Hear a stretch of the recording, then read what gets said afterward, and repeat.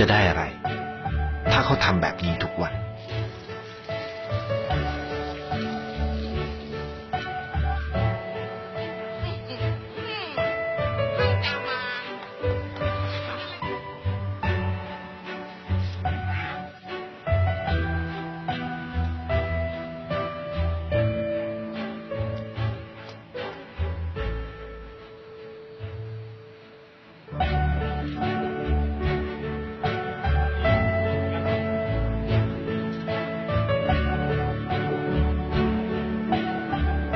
เขาจะไม่ได้อะไรเลย ไม่ได้รวยขึ้น ไม่ได้ออกทีวี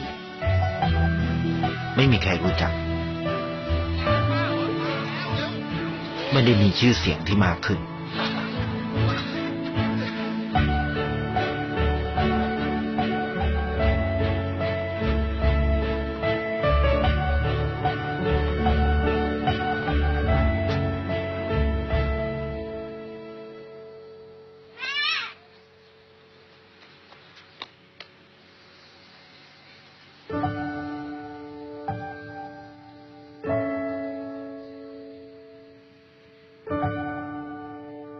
เพราะสิ่งที่เขาได้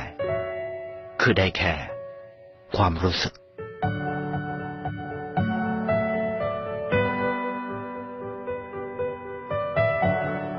ได้เห็นความสุข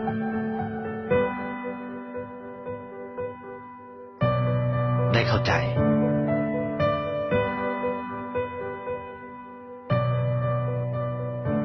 ได้ความรักได้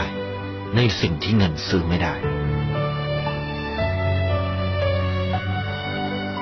ได้โลกที่สวยงามกว่าเดิม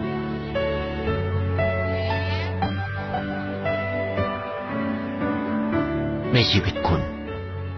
อะไรคือสิ่งที่คุณต้องการมากที่สุด